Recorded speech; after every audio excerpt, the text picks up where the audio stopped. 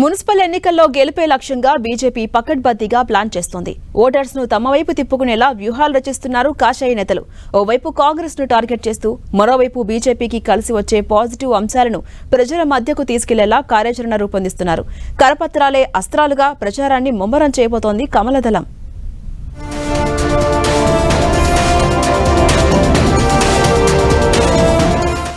Municipal ఎన్నికలలో విజయం సాధించే దిశగా బీజేపీ వ్యూహాత్మకంగా అడుగులు వేస్తోంది. అర్బన్ ఏరియా ఓటర్లు బీజేపీ వైపు మొగ్గు చూపుతున్నారని భావిస్తున్న కమలనాథులు గత పార్లమెంట్ ఎన్నికల్లో వచ్చిన ఓట్లను బేరీజు వేసుకుని ఆయా బూతులపై ప్రత్యేక దృష్టి సారించారు. గతంలో కమలానికి ఓటేసిన ఓటర్లను కలుస్తూ వారిని తమ వైపు తిప్పుకునేలా ప్లాన్ చేస్తున్నారు.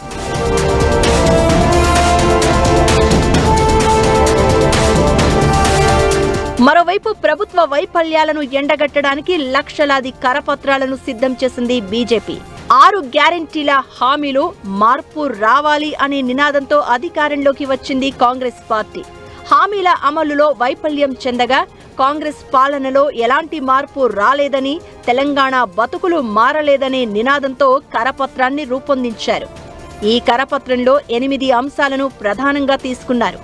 ఆర్ఆర్ ట్యాక్స్, 30% కమిషన్ సర్కార్, హిల్ట్ పాలసీ ద్వారా 6,20,000 కోట్ల కుంభకోణం, మూసీ ప్రక్షాళన పేరుతో 1,00,000 కోట్ల అవినీతి వంటి అంశాలపై ఫోకస్ చేయనుంది. కాంగ్రెస్ హిందూ వ్యతిరేకిగా ప్రచారం చేయనుంది. విద్య, వైద్యం, ఉపాధి, మహిళలకు భద్రత అన్ని రంగాల్లోనూ కాంగ్రెస్ వైఫల్యం చెందిందని బీజేపీ ఆరోపిస్తోంది. బీఆర్ఎస్ కు ఓటేస్తే అది కాంగ్రెస్ కు సీటు ఇచ్చినట్టేనని ప్రచారం మొదలు పెట్టనుంది బీజేపీ.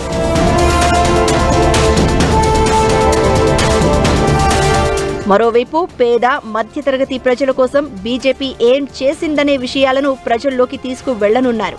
12 లక్షల వరకు ఇన్కమ్ ట్యాక్స్ మినహాయింపు, 15వ ఆర్థిక సంఘం ద్వారా 2,500 కోట్లు విడుదల, పేదల కోసం స్వనిధి యోజన, ముద్రా యోజన, ఉచిత బియ్యం పంపిణీ, 31 లక్షల టాయిలెట్ల నిర్మాణం, 4 లక్షల మందికి స్కిల్ డెవలప్మెంట్, ఆయుష్మాన్ భారత్, కిసాన్ సమ్మాన్ నిధి లాంటి పథకాలను ప్రజల్లోకి తీసుకెళ్లనున్నారు కాషాయ నేతలు.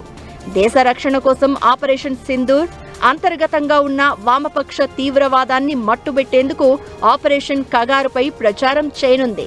జనగణనలో కులగణన, వక్ఫ్ చట్టాల సవరణలు, సమ్మక్క సారక్క పేర్లపై యూనివర్సిటీ, రైల్వేల అభివృద్ధికి 80,000 కోట్ల కేటాయింపు, తెలంగాణకు 5 వందే భారత్ రైళ్లు, 350 కిలోమీటర్ల మేర రీజనల్ రింగ్ రోడ్డు నిర్మాణం, 45,000 కోట్లతో 3,000 కిలోమీటర్ల జాతీయ రహదారుల అభివృద్ధి వంటి అంశాలను కరపత్రాల్లో ప్రస్తావించనుంది.